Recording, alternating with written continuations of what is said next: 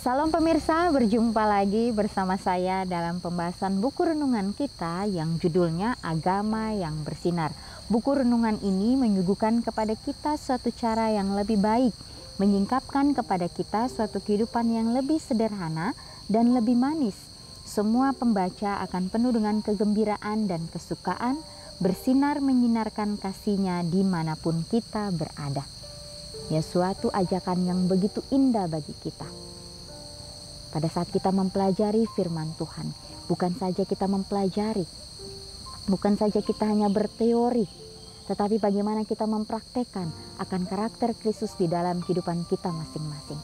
Sehingga pada saat kita menyampaikan firman Tuhan, disitulah ada kuasa, disitulah Tuhan akan menuntun kita, sehingga orang lain juga akan melihat atau merasakan akan kasih Kristus di dalam kehidupan mereka masing-masing.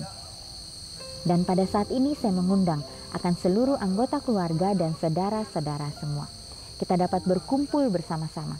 Kita akan mempelajari nasihat firman Tuhan pada saat ini, dan biarlah rencana-rencana indah Tuhan itu akan menjadi bagian masing-masing kita. Pada saat ini kita akan masuk ke dalam judulnya, Dia Penuh Belas Kasihan. Ayatnya terdapat di dalam Mazmur 90 ayat 14. Kenyangkanlah kami di waktu pagi dengan kasih setiamu, supaya kami bersorak-sorai dan bersukacita semasa hari-hari kami. Dia memahami kelemahan dan penggodaan kita, dan ketika kita datang kepadanya dengan hati yang hancur dan jiwa yang menyesal, Dia menerima pertobatan kita dan berjanji bahwa saat kita menerima kekuatannya untuk berdamai dengannya, kita akan berdamai dengannya. Oh, betapa bersyukurnya, betapa senangnya jika kita merasa bahwa Tuhan itu berbelas kasihan. Ini ditulis di dalam Testimony for the Church, jilid 3 halaman 239. Ya, jadi bagaimana Tuhan kita memahami setiap kelemahan kita. Dan Dia tahu ya setiap kemampuan daripada pribadi lepas pribadi. Sehingga pada saat pencobaan itu datang kepada kita pun bisa menghadapinya itu kalau kita mau mengandalkan Tuhan kita dengan sepenuh hati kita. Dan ketika kita datang kepadanya dengan hati yang hancur dan jiwa yang menyesal, Dia menerima pertobatan kita. Dan inilah bagaimana Tuhan kita adalah Tuhan yang penuh kasih, memberikan kita kesempatan demi kesempatan untuk memperbaiki kehidupan kita. Dan Dia berjanji bahwa saat kita menerima kekuatannya untuk berdamai dengannya, kita akan berdamai dengan Tuhan kita. Jadi betapa pentingnya untuk kita selalu bersyukur. Disitulah kita akan merasakan bahwa Tuhan itu sangat berbelas kasih kepada setiap umat-umatnya. Ya, jadi suatu renungan pada saat ini kembali lagi mengajak kita betapa pentingnya hal bersyukur kepada Tuhan. Betapa pentingnya kita mengucapkan terima kasih oleh karena kasih-Mu yang begitu luar biasa. Oleh karena Engkau telah mati di atas kayu salib. Oleh karena Engkau telah mengorbankan diri-Mu. Jadi setiap permasalahan yang kita hadapi di atas dunia ini, biarlah kita mau menyerahkan kepada Bapa kita yang ada di surga. Sehingga Dia dapat membantu kita. Sehingga kita pun dapat merasakan bahwa beban yang kita pikul akan terasa ringan. Karena kita mau mengandalkan Dia di dalam kehidupan kita setiap harinya.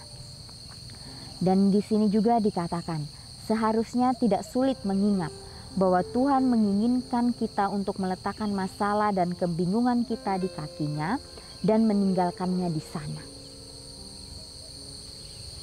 Ya, jadi setiap masalah yang kita sudah alami di dalam kehidupan kita, kita mau meninggalkan di bawah kaki salib Tuhan. Sehingga kita dapat memperbarui kembali kehidupan kita. Sehingga kita tidak mengingat lagi masalah itu. Sehingga kita akan hidup bersama-sama dengan Tuhan, menjalani kehidupan yang lebih baik lagi. Ya, jangan sampai pada saat masalah itu datang kepada kita, malah kita lari dari semuanya itu sehingga menimbulkan masalah yang lain. Tetapi hari ini kita diajak untuk menyelesaikan masalah itu bersama-sama dengan Tuhan kita, sehingga semuanya itu akan berjalan sesuai dengan kehendak-Nya. Bila mana kita sudah melakukan kesalahan, kita pun harus menerima konsekuensi dari kesalahan itu. Jangan pernah kita menyerah, karena Tuhan kita adalah Tuhan yang selalu ada untuk kita.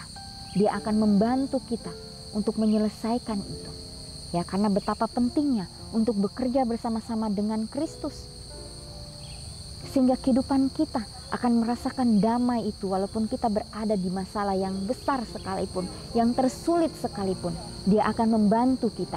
Dia akan selalu menolong kehidupan kita. Tuhan, bebanku terlalu berat untuk dipikul. Ya, maukah engkau menanggungnya untukku?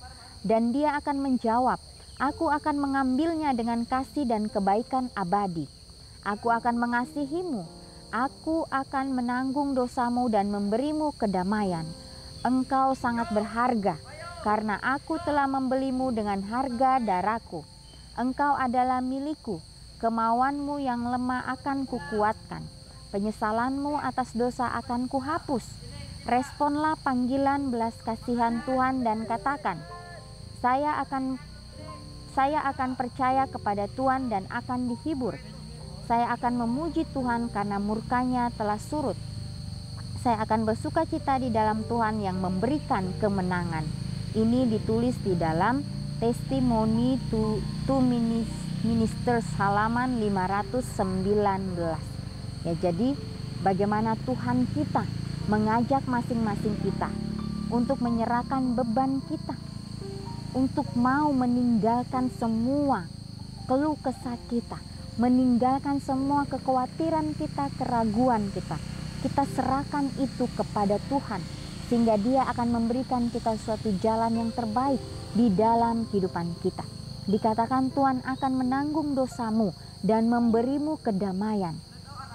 Tuhan juga mengatakan, engkau sangat berharga anakku, karena aku telah membelimu dengan darahku. Ya, engkau adalah milikku. Ya, kemauanmu yang lemah akan Tuhan kuatkan. Penyesalanmu atas dosa akan Tuhan hapuskan. Biarlah kita dapat merespon panggilan belas kasihan Tuhan dan kita mengatakan, Tuhan, saya akan percaya kepadamu dan akan dihibur. Tuhan, saya akan memuji-Mu karena murkanya telah surut. Tuhan, bantu saya untuk bersukacita di dalam-Mu dan berikanlah saya kemenangan itu. Jadi biarlah kata-kata yang penuh kasih ini dapat kembali menjadi suatu pengalaman bagi kita masing-masing untuk terus datang kepada Tuhan, karena Tuhan kita adalah Tuhan yang penuh dengan belas kasihan. Dia selalu memberikan yang terbaik kepada setiap umat-umatnya. Walaupun kita sudah melakukan kesalahan, tetapi Tuhan masih tetap memberikan kita kesempatan untuk datang di bawah kaki salib-Nya, meminta akan tuntunan Tuhan, meminta akan kasih-Nya untuk dapat menjadi bagian masing-masing kita. Ya, kalau kita mengingat kembali perjalanan Yesus pada saat Dia berada di dunia, ya, bagaimana Dia harus menuntun akan ke-12 murid-Nya untuk mempunyai hati yang baru, untuk mempunyai suatu pemahaman sehingga mereka dapat dikumpulkan, sehingga mereka dapat menyampaikan akan kabar keselamatan itu kepada setiap orang. Ya, dan juga nasihat firman Tuhan pada saat ini kembali memberikan kita kekuatan, ya, bahwa Tuhan akan selalu menyertai kita sekarang sampai selama-lamanya. Ya, dan juga bagaimana Tuhan kita adalah Tuhan yang tidak pernah berubah. Kasih-Nya tetap sama untuk kita. Dan kembali lagi, jangan pernah kita ragu, jangan pernah kita khawatir untuk datang kepada Kristus. Ya, kalau kita juga mengingat pada saat Yesus, Dia masih kanak-kanak. Dia sudah diberikan pemahaman bahwa dirinya ini akan menjadi suatu persembahan untuk menyelamatkan akan dunia ini dari dosa. Ya, pada saat dia mengalami kekecewaan, pada saat Yesus mengalami kesedihan di dalam dirinya, dia selalu pergi di suatu tempat yang sunyi, di alam terbuka.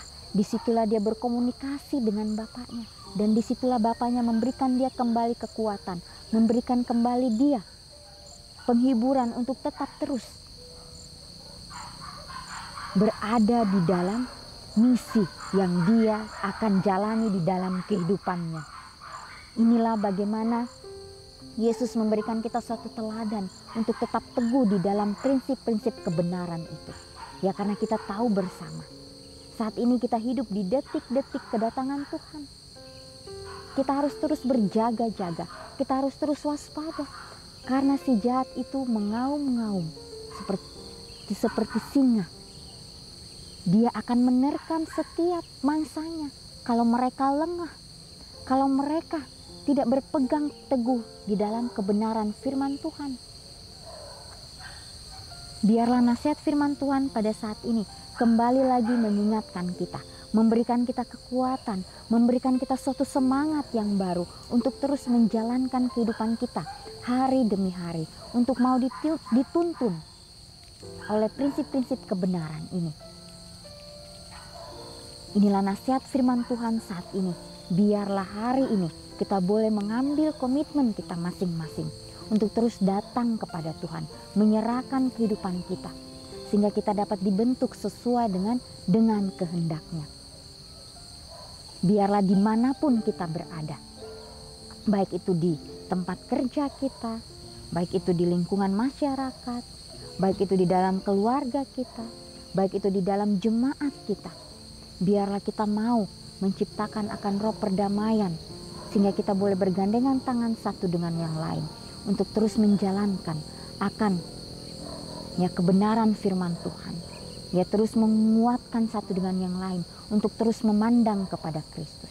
Biarlah nasihat firman Tuhan pada saat ini kita boleh praktekkan itu di dalam kehidupan kita, sehingga kita akan melihat kemuliaan Tuhan yang begitu luar biasa, sehingga kita akan tahu bahwa Tuhan kita adalah Tuhan yang hidup, yang selalu ada untuk kita, karena Dia penuh dengan belas kasih itu. Dikatakan, kenyangkanlah kami di waktu pagi, dan kasih-Mu yang setia itu, supaya kami dapat bersorak-sorai dan bersuka cita semasa hari-hari kami. Ya, biarlah ini menjadi suatu hal yang penuh dengan kedamaian, sehingga kita pun dapat menjadi sinar kebenaran Tuhan dimanapun kita berada.